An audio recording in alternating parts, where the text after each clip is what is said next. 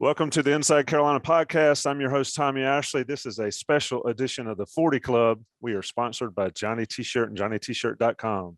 And with the special edition of the 40 Club means special guest. And I've got two of them, at least one, but definitely two for me personally.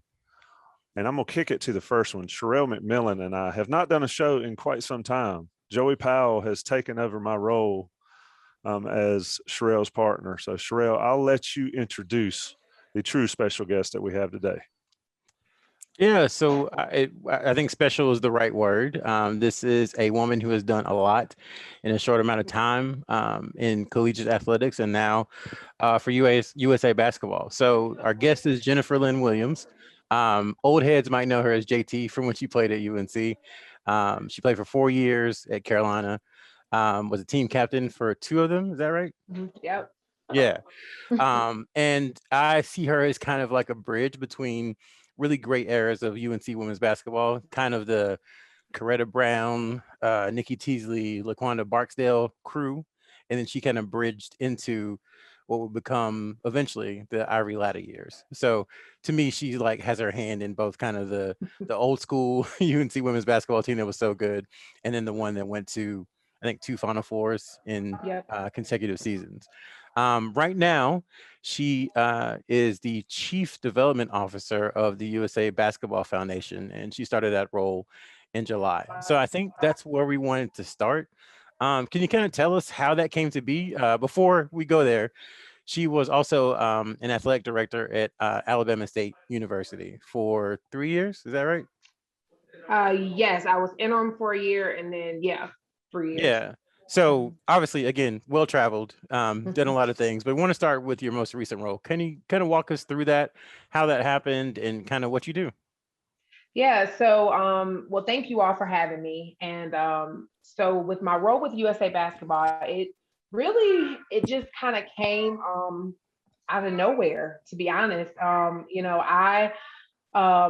knew that I set a lot of goals. So I do a lot of career mapping, and I knew that my time at Alabama State, just for me personally, was going to be coming to an end. But just always just thinking about what's next. And so while I was pregnant, I was like 7 months pregnant, a friend of mine who works for USA Hockey reached out to me and asked me if I would have a conversation with the CEO just to kind of give him some names of some people who may be interested in the role. I serve on a lot of development committees that kind of oversee athletic development on the collegiate landscape. And so she knew I would have some names of people that could probably be recommended for the job.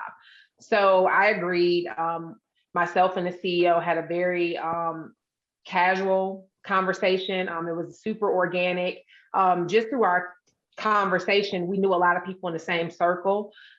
He had actually started at USA Basketball with Coach Tracy Williams Johnson, who was my coach, was one of the assistant coaches when I was at Carolina. So just knew a lot of people in the same circle. We talked. I thought it was a cool position, but again, at that time, I was really focusing on having a healthy pregnancy and finishing that up, and then getting my student athletes back to return to play in January because we did not participate in fall competition. We opted out, but people would start playing in January. So that was kind of my focus. Gave him some names, just thanked him for, the time, and, told him I would help in any way. So I had my son January 2021. And my friend reached out and was like, hey, the job is posted. I wish you would have expressed more interest because he really, really liked you. And so some things that kind of changed with the job a little bit, had more of a conversation, and it just kind of went from there. It wasn't something that I had saw and, initially back in November and was like, yes, I need to get out, but it just came about. And it was kind of like the job was just meant for me. What he was looking for. My background was in external fundraising, marketing. And so it kind of like this position was made for me. And so after just kind of filling it out, because I always tell people you have to interview as well. Like you're being interviewed, but you have to interview the organization to make sure it's about fit. And so I just felt it was a great fit, and my husband was on board with it. So we made the leap to Colorado Springs in August. So what's it been like? What are your kind of primary responsibilities? Like what is it that you do on a day-to-day? Yeah, so the foundation was established in the end of 2019, right before the pandemic kind of set in. And so the gentleman there that was my predecessor, he ended up leaving probably within, I think, maybe 7 months. And my goal has really been to come in with the foundation. We support USA Basketball, specifically the youth programming, raising money, obviously, for youth programming. We want to promote social responsibility. We want to champion women and empower our youth. A lot of people think of USA Basketball and they think of our Olympic teams, but it's so much more. I don't think people understand a lot of the coaches academies we put on our 3x3 team that is new to the Olympics, but a lot of tournaments you have to play in, even build up points to qualify for the Olympics. So we sponsor a lot of programming that people don't know, and it takes funding to support that. And so my job is really to oversee the foundation and find ways to support that through gifts, donations, as well as in-kind and corporate sponsorships as well. Really have been just surveying the landscape, looking at the platforms we're using, connecting with our donors because they hadn't been touched during that lapse of leadership in the foundation. And so really reconnecting them, thanking them, and then also looking to cultivate and prospect new donors to come and on board and support what we have going on. So you kind of went where I wanted to take it there when you said a lot of people think USA Basketball is strictly Olympic teams and what they see every 2-4 years or whatever. Talk a little bit more about what all is involved with USA Basketball, because I think the biggest thing is, like you mentioned, empowering women, the youth side of it. Just share some more about that so people get a good idea of it's not just the pro guys going out there and playing in the Olympics. Exactly. Yeah. My focus is really on growing the game of basketball and going into underrepresented populations, going into areas where there may not be as many resources, and really trying to teach those skills that I learned as a basketball student athlete to our youth, because not everyone's going to be an Olympian. So how do we develop champions and pros in life? That's really what my focus has been on. But again, we have clinics all over the country. Now, COVID did stop that, obviously. But our youth, we have a whole youth and development unit that goes out and put on these clinics. Like I believe they're in DC right now. And then under that unit as well is our new 3-on-3 entity, which that was new to the Olympics this year. And so they manage that. And we have our AmeriCup qualifiers in Miami in a couple of weeks. So the coaches academies, we just did a women's in the game event where we really focused on empowering women and champion women and teaching them about how to get connected to sport. You see a lot of men in sport, in athletic administration, the pros, but how do young women break into that mode? And so that was a lot of what the Women in the Game program, and those are programs we want to continue to put on. Another program that I'm going to be working toward is the 50th year of Title IX. And we will have activities, I'll put on something at the Final Four, the women's Final Four, to celebrate that. And so we are just looking at ways to highlight the game of basketball and bring people under the fold who may not know about, what sport can do. But we believe that basketball is just such a great sport, and it teaches you so many life skills. Take the other skills like just being on the court, but off the court skills that will really help you be that champion in life. I agree with 100% with that. I mean, if you play a team sport, especially, you get so many skills that you can use forever. And basketball is probably one of the best because there's not too many people out there, but there's more than just you, and you have to get it done. Let me ask you a question as I've listened to you talk. You mentioned career mapping earlier, and what was it like being a young woman deciding what you wanted to do? Yeah, that's a great question. So I always knew that I wanted to do something that had to help people. I wanted to help people. When I came to Carolina, I knew that I love sports. So figuring that out, at first I wanted to go into journalism. obviously Sherrell and I, we were in the J school together, but I knew that I never wanted to coach, but was really trying to figure out how I could impact the sport that I loved and help people and help student athletes. That was kind of what I was trying to figure out at Carolina, the best way to do that. And so the idea of working in athletic administration, Dick Baddour, he was the AD while I was there, and he was very present. He came to all of our games. I was on SAC. I was the women's basketball representative. So, between working with Larry Gallo and Dick Baddour and then Dr. Miller, I saw what administrators did. So I always knew, I was like, if I get into athletic administration, I want to be an AD. And so I actually met the family who endowed my scholarship. And that kind of put me on that path with fundraising, because I really didn't know a lot about development and fundraising.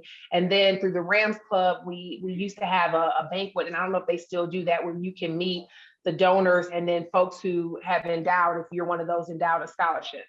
And that really opened my eyes to the inner workings of an athletic department. Once I graduated from Carolina, I did work with Fox Sports Net South in Atlanta. And it was an internship opportunity through the ACC, where they took 3 student athletes from each ACC institution, and you pretty much interviewed at the ACC offices. And so I selected Fox, they selected me, but I didn't feel fulfilled there. I knew that it was more to the story.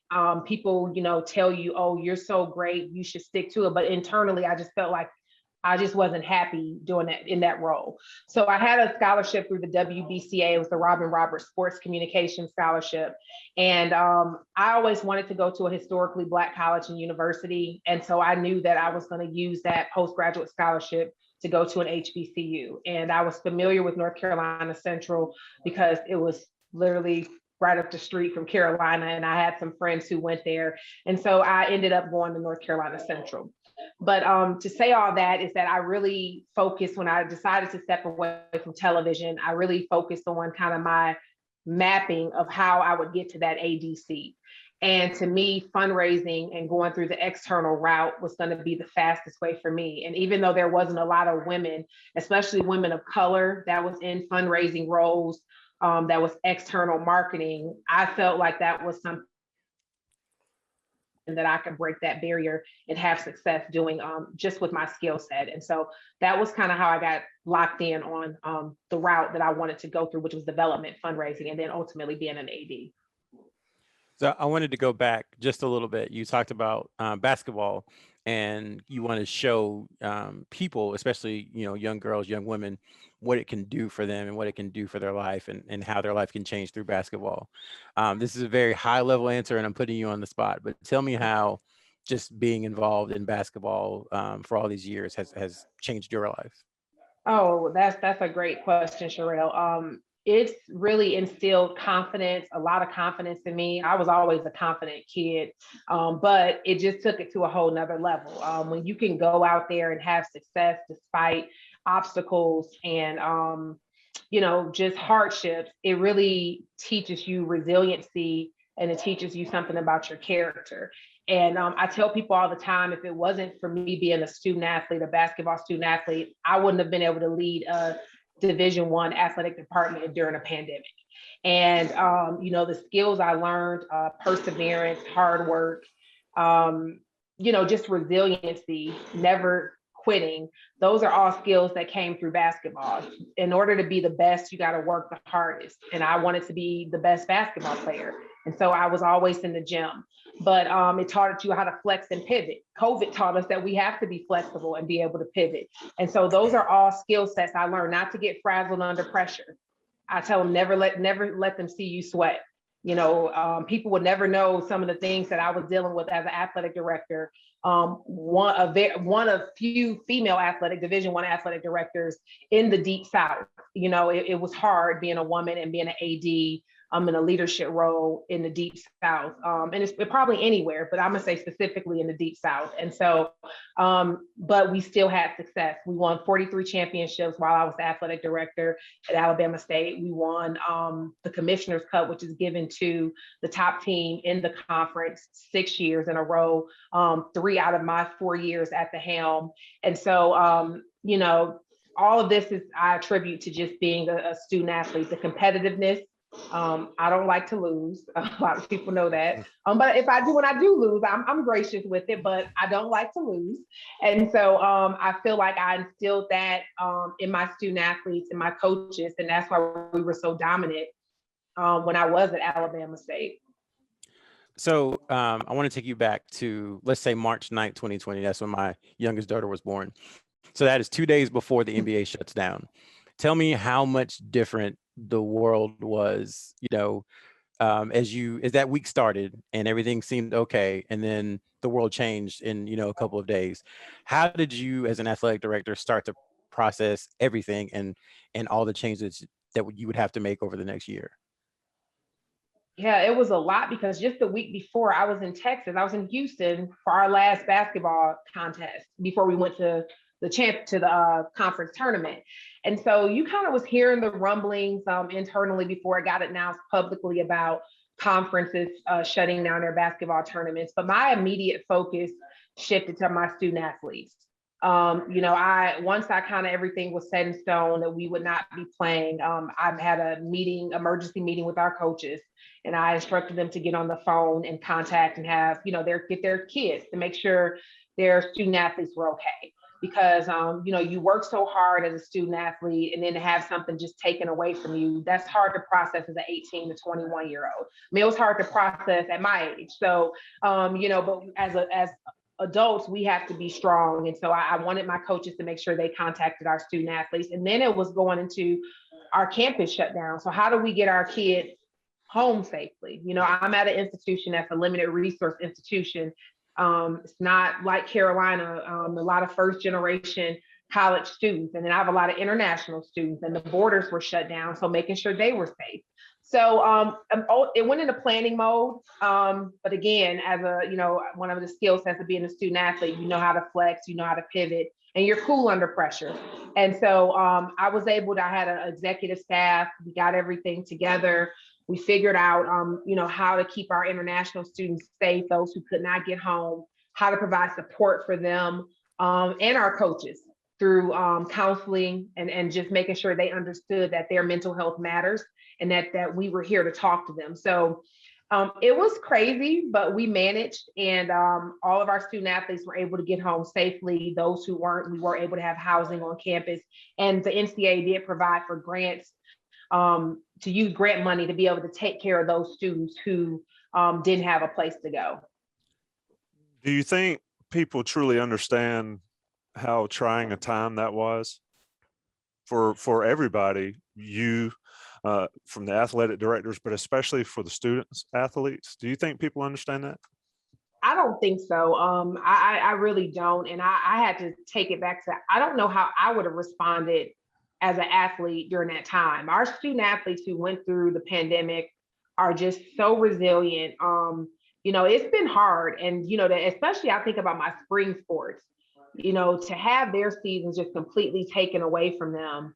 That's hard, and so it was a challenging time. I don't think people on the outside looking in, because I think selfishly they just wanted to see sports and they wanted to have a NCAA tournament and be able to come together. And because the NCAA basketball tournament is phenomenal, it's the best time of the year. And so I think selfishly people were like, you can still do it, but they didn't really understand how this pandemic was spreading and how, it really was becoming a health concern. And so then the mental anguish that our student athletes and our coaches had to deal with, because coaches, they're normally A-type personalities, like to be in control. And I used to tell my coaches, COVID has to control now. We just have to adapt and flex. And so I personally don't, unless you kind of lived through it and saw it every day. I don't really think the outside people looking in could really understood what was going on and all the changes we had to go through to get our kids home and then to bring them back when it was time and testing. It was a lot. One more on that, and then we're going to go back to your UNC days. When you had to tell your student athletes and your coaches that they weren't going to be playing, for a season, how hard was that? It was extremely hard. especially like I said, a lot of our kids we were going into championships. So our winter sports were about to start. The part of your season you really look forward to, a championship. And then spring sports they didn't even get off the ground. And I had just hired 2 new coaches in my spring sports. So it was hard for them as well. But to look them in the eye and just tell them, that it was over. It was hard. You could see the disappointment. They want to play. I wanted them to play, but I knew that at the time it just wasn't safe right now because it was so many unknowns. And so I do think for the most part, our kids internalized it. I always tell them, give it a 24-hour rule. You let it hurt, do what you need to do, cry it out, have the ugly cry, whatever. But then that 24 hours is up, we got to move on. And, our kids, they're champions. Like I said, we come from a championship mentality when I was at Alabama State. And so we talked about what the next year looked like. And I think once they knew that they could have their year back in scholarship, that helped a lot. And I was on D1 Council during all those conversations, and the folks who serve on D1 Council, those ADs, SWAs, conference commissioners, it was a tough time. And I think that a lot of those folks who were in D1 Council, because our meetings went from like once a month to every week to figure this out. And so I think a lot of the administrators don't get, and not that we want a applaud on the back or the accolades, but it was a lot of hard work in mapping through this and figuring it out. So kudos to the doctors who worked, to give us information, to our council, and to really help us figure everything out. And then to just the administrators who came together to figure it out, because no one's been through a pandemic. So this was new to everyone. Yeah, I don't think the common person, me included maybe, understands that you're an athlete, you're a student athlete, and then it comes up and then it's over. And then what? Because a lot of these kids, young men, young women, they don't really have a lot to go home to. They have college life, and even at a school like Carolina, there's so much more involved than just, you can't play this sport, where it's like, where am I going to live? Where am I going to eat? What am I going to do? How am I going to stay healthy? And to get them all back and get back to where we are now, where sports are happening. I mean, it's still a little weird in some situations, but I think folks like yourself and so many others and the athletes themselves, I mean, I don't think that we can show as much gratitude as necessary for everything people did, like you in your shoes at Alabama State. Yeah, it was a challenging time. But again, I had a great team. It wasn't just me. I had an awesome team. And then just a great, our student athletes really, they locked in. That's why we made sure that the resources for mental health services was just heavy, whether it was virtual, those who were still on campus, that we had that aspect, because we knew it would be tough. A lot of these people, a lot of our student athletes, this is their family, Alabama State, their teammates, that's their family. Some of them didn't have places to go. And so that was hard. And so we did allow, and I was thankful, that the leadership did allow for those who may not have been international, but didn't have anywhere to go, to still remain on campus, because we couldn't have our kids be out in the streets. And so thankful for the NCAA for giving the grant money to support, but it was a hard time. And I don't think, people who aren't in our world as administrators understand, because the nurses, thank goodness for our student health, for our nurse, our doctors on campus, because they worked tirelessly. Our sports medicine staff, they were, to me, the unsung heroes throughout all of this, because they were on call 24/7, especially when we had our kids come back with the testing mandates, the contact tracing, the isolation, the quarantine. It was a lot. I tell people all the time, I feel like I have a 3rd degree in COVIDology, because I'm like, I know everything from PCRing to antigens to swabs now and self-home kits. It's so much that goes into it. But we were resilient. I think all of the college administrators and the athletes across had one goal, and that was to return to their sport safely. And it's good to see now that we are getting back to some normalcy, but it's still, the pandemic's still here. It's just, we are better equipped and have more knowledge on how to kind of manage it. Yeah, that book will be one to read. Well, nowadays it'll be something streamed on Netflix or whatever that people watch. So let's transition back. And I'm gonna steal Sherrell's question. How does a woman from Detroit end up in Chapel Hill? Tell us that story. That's a good question. So Carolina was actually really late to the game recruiting me. I'm their first player for Michigan. So I don't feel that bad. Like, it's not like, because I was a top 25 player. So maybe I just wasn't on Coach Hatchell's and Coach Calder's radar at the time because they just didn't come up to the code to get people. But they actually saw me in DC. I think it was at a junior national or junior Olympic tournament. And Coach Hatchell called me from Hawaii on her Nike trip. And I had like a voicemail when I got back home and was like, we want to offer you, we want you to come on a visit. We want you to be the first visit to be us. And I couldn't believe it because I was just like, my dad started going crazy. Like, that's Michael Jordan's school. Because like I said, I got letters from Tennessee, from Duke, from Notre Dame, Virginia, Georgia Tech, Miami, Southern Cal, like all these other schools. And I was just like, dang, well, Carolina. And I didn't think, because I actually was on my way to Colorado. They were the first school that sent me a letter. I love their coach, built a relationship with them. But Carolina came in and I came on my visit. In Michigan, we actually played basketball in the fall, which is now different. It's changed now, but when I was in school, we played in the fall. And so I wasn't able to get out on the first week. They wanted me to come down when it was a football game and everything, but I came the second week of September and I had a blast. The people were so nice. I remember walking on Franklin Street and people kept just smiling and speaking, and you don't get all that in Detroit. Like, it's really kind of, mind your business, keep your head down and get to where you need to go. And so that was something new. And then it was super sunny. The skies were Carolina blue. And I just remember, my dad was like, hey, do you want to commit here? And then I was like, well, let me just wait and get out the element because I'm caught in the element. But then when I got back to Michigan, I was like, yeah, I'm going there. And that was my first visit. I ended up that was my only official visit. I took unofficial visits, but that was my only official visit. And I knew I was, you just know when you know. So I'm curious, how did you call the Colorado coach and be like, hey, I know you spent all this time recruiting me, but I'm going to Carolina? It was tough. Calling Still Berry at the time, because I did build up a relationship with her, and Debbie Ryan too of Virginia. They came to my high school and I spent the whole day with Debbie Ryan. So, but my dad, again, it was accountability and responsibility. He made me call everybody.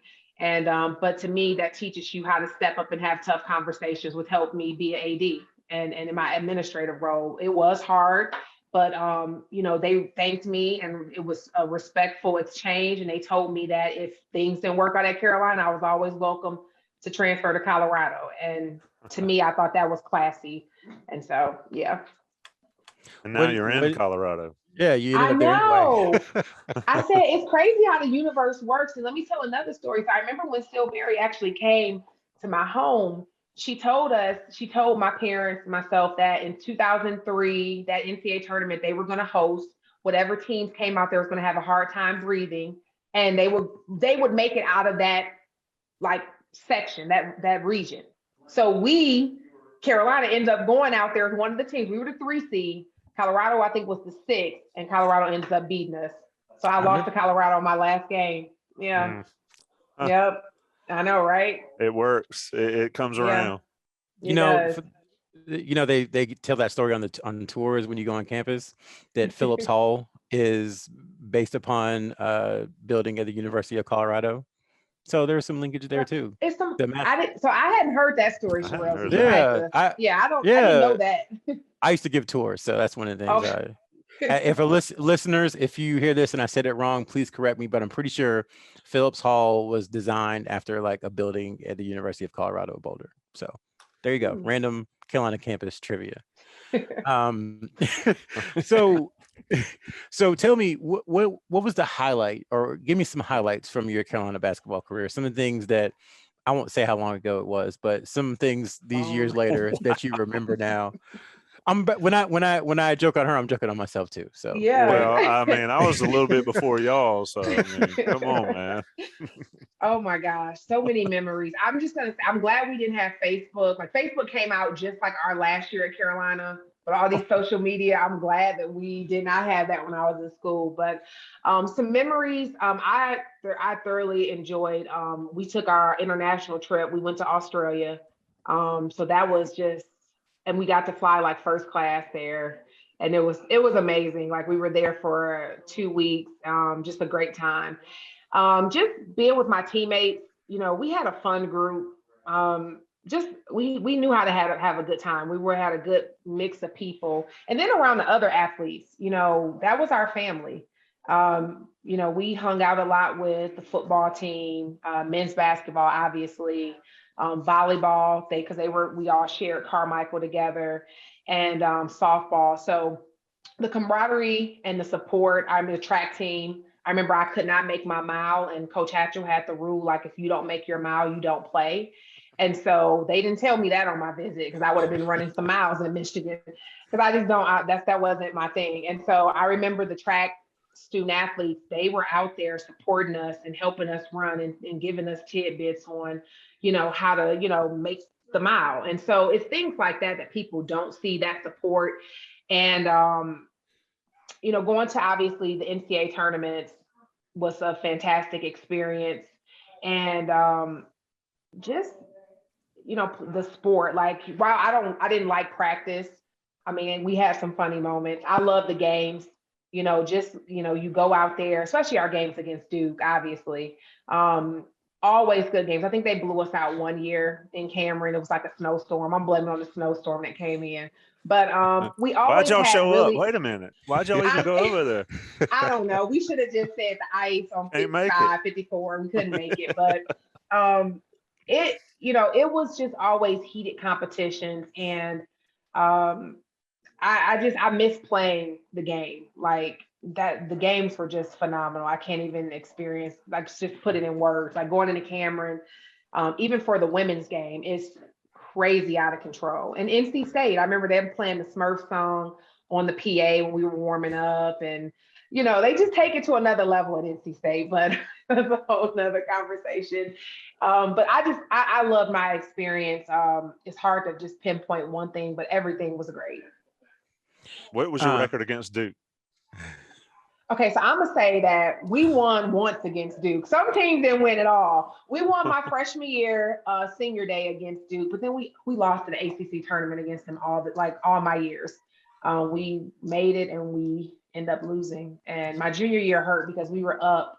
I think it was like 2 minutes left in the game, and we.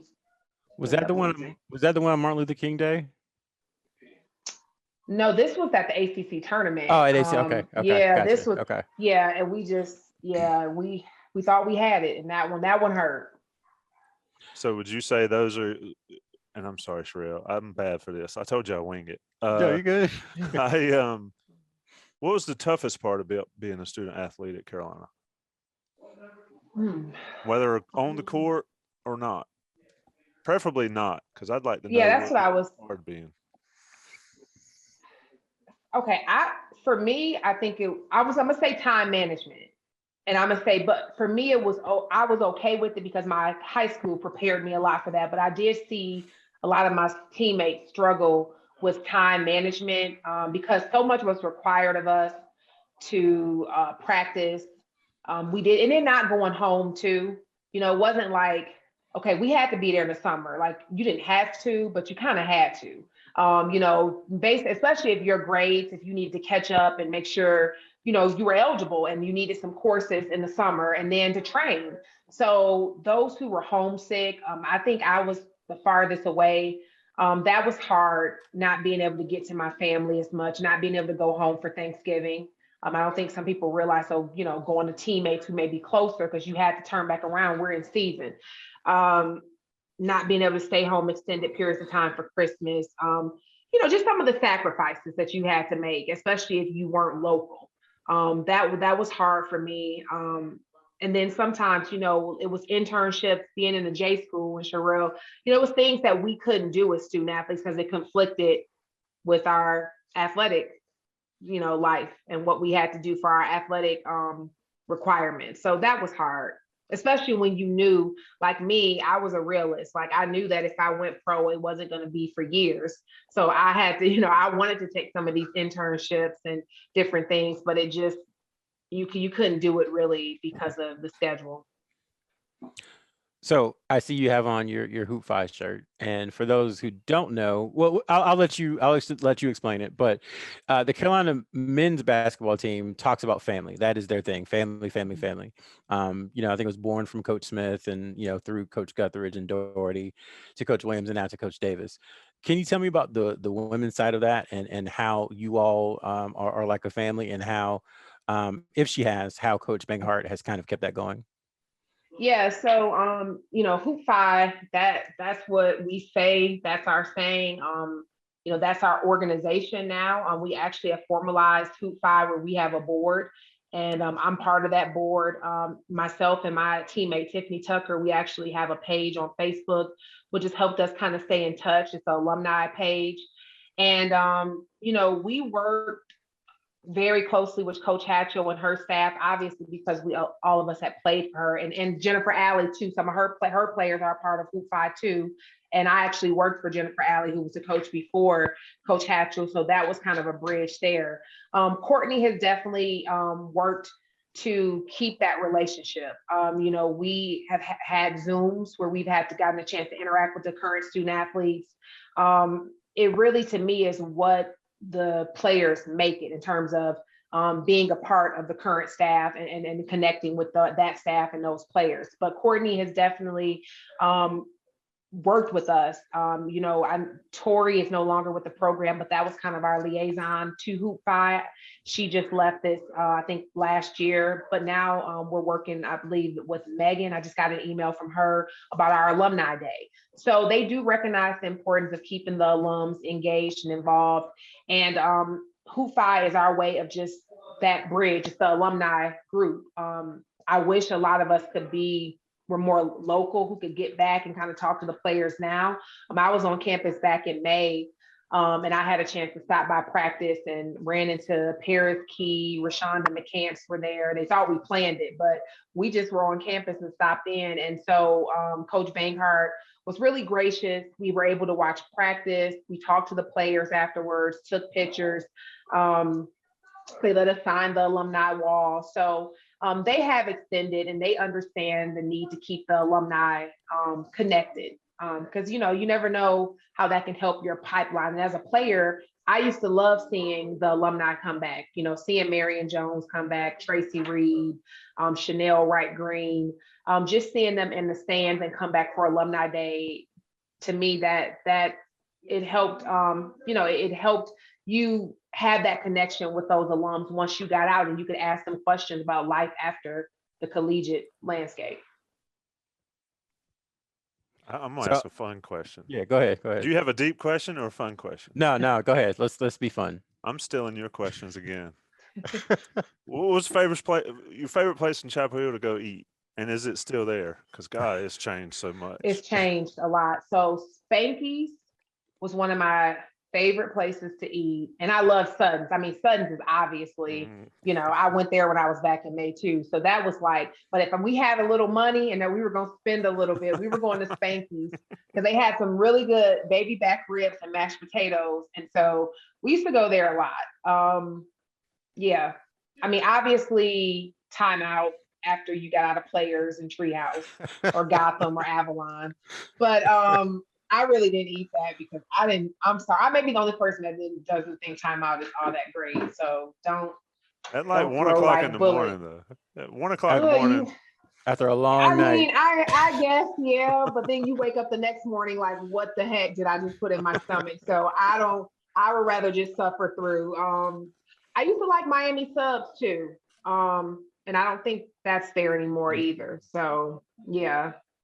It's a Oh, place. It's a place called. Is it what's up dogs, or is it what's up or sup dogs? Sup One of the two. dogs. Sup Yeah. dogs. Yeah, that's yeah. where Miami Subs. That's it. The former Miami Subs location now. We Okay. actually ended up with a high chair from Miami Subs in our apartment when I was at Carolina. Don't ask me I'm like, how did that happen? how did it walk from Franklin Street to behind the fire station? But yeah, that's my memory of that place. That is That's But funny. funny. yeah, I mean, how is it to go to Chapel Hill and see how much it's changed since you young guys were there? Yeah. Like, no, I was there, like I said, in May. And I actually had my son with me, who at the time was probably, I think he was 6 months old. And so it's so different now. Like even going into Carborough, it's just very, very different. I mean, I went to Sutton's because that's a staple. I didn't walk too far down Franklin Street, but I mean, the campus is still to me the same. I can navigate it. I mean, there are some, they've had some renovations done, but Franklin Street is very, very different, and different in a good way. Change happens. I mean, but yeah, I don't. A lot of those places I don't even reckon. I think it was like a Thai place and some other. I think, is there a Krispy Kreme on Franklin Street? No, There maybe used not. to It's a be. Target. It used to be. Well, there's a Isn't there a Target. Target Yeah. going down? Yeah. So yeah, if we would have had a Target there when I was there, it would have been a problem. I go to Target like 3 times a week. It's really bad. I have a My, problem. my son's a freshman up there and he stays in Granville. And Yep. he's like, I need something. I was like, go to Target. It's right there. Perfect. I mean, it's Yes. ridiculous how much it's changed. See, this is why she is an athletic director, because she's so positive. We see what she said about, oh, change is necessary, change is good. Like, no, I want it to be exactly the way it was on June 5th, 2004. I don't want it to change. I want everything to be lined up, Miami Subs and players in Avalon, and Timon over here, McAllister's down here. I want everything to look Yep. exactly the same. Yes, it's been 16 years, but that's again, that's why you are where you are, because you have a very positive attitude about things. I wanted to ask one more kind of high level question before we let you go, and it is very, very high level. So if it's too high of a level, let me know. But really, I just want to get your feel for how much women's basketball has changed since you played, like how different it is, the styles, the players, all that good stuff.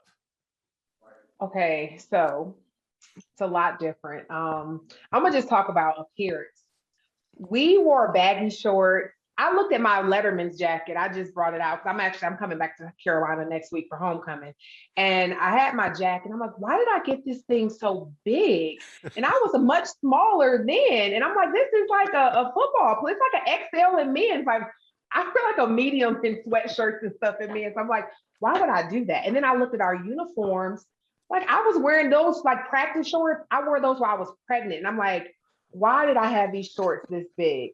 Now girls are in full glam. I don't know how we used to clown people who wore makeup when they played. Now we may have put on some waterproof mascara if we had a television game, but anything outside of that, or got our, fresh braids done. But now girls are just decked out, lashes, nails. I don't know how people play in nails, because I'm like, my nails are like way too long now. And it's like, I don't know. It's different. But I mean, I get it. With name, image, and likeness, you might be trying to get a deal. So I'm not mad at the girls. I think they look beautiful.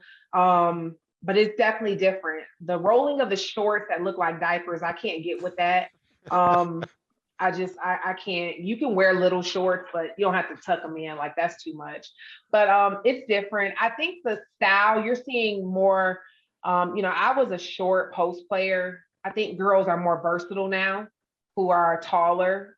You're seeing them be able to be wing players and handle the rock.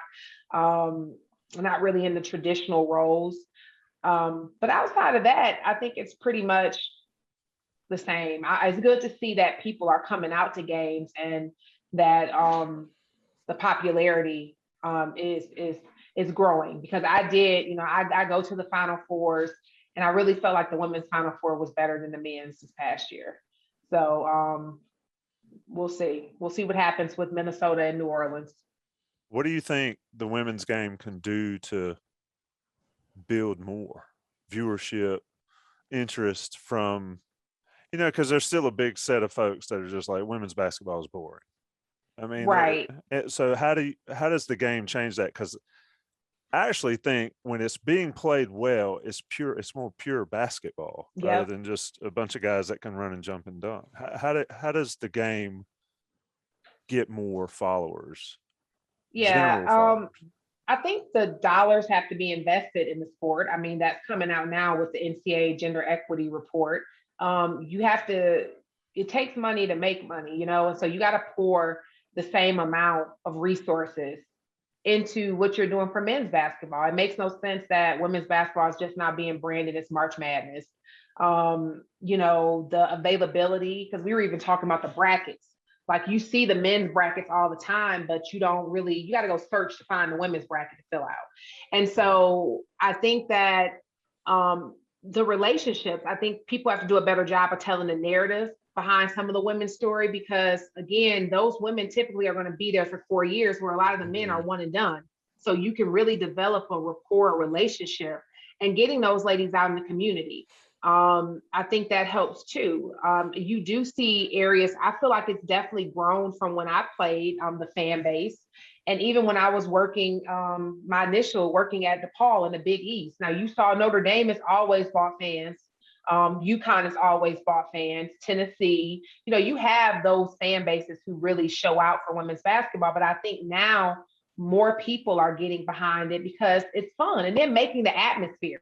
You got to create a lively atmosphere. That goes into your marketing teams and what they're doing as well, because we don't have the dunks. Now, I mean, you have some girls that can dunk now, but consistently dunking the basketballs. But how do people leave, or how are they feeling when they're in their game environment? And to me, that goes to creating a lively environment where there's somebody on the mic, there's a DJ, it's lively, you have your video board. But I really think getting the players and talking to them and sharing their story and narrative, it helps create that connection. And little girls need to see women in these roles, because representation definitely matters. And so the more visibility that these female student athletes can get, I think that's going to help the game to grow. Well, JT, excuse me, Jennifer Lynn, we really appreciate you joining the IC podcast. I have one just quick question for you. So for those who don't know, her husband played football at North Carolina Central. Who was the best athlete in the family? Oh, obviously me. I mean, you notice how she got quiet. Yeah. I was like, because I was trying to see if he's listening, and then I'm like, I don't want to go into too much detail. But yeah, I'm clearly the best athlete in the family. Then she gave me the like, why are you asking me this look? You know the answer. Like, why are you asking? You know the answer, Sherrell. Go back. No. Now my husband's he's pretty nice too. Like he got some hops. But yeah, when we talk about the total, I think my IQ from the game, and he's a football player, so it's different. But football players always think they can play basketball. Yeah. And I'm like, stay in your lane, stay in your lane. Well, again, thank you. We really appreciate it. Have you ever been to Johnny T-shirt on Franklin Street? Yeah, I'm planning on going there. I have to get some gear. I went there the last time I was there and bought some items. Well, did you know that they are the official sponsor of the Inside Carolina podcast? Boom, I like how you did that. Did you know that? I didn't know that they were the official sponsor. A place where Inside Carolina subscribers can get 10% off their everyday order by simply using the code found on the premium message boards. We'll hook you up with the code. Thank you, Sherrell. Please, I need the code. I like codes. I got to get a lot of gear. My husband's a Duke fan. Oh my God. It gets, I know, right? It makes it fun, especially during basketball season. Irreconcilable differences. Yeah, that's house divided. Really.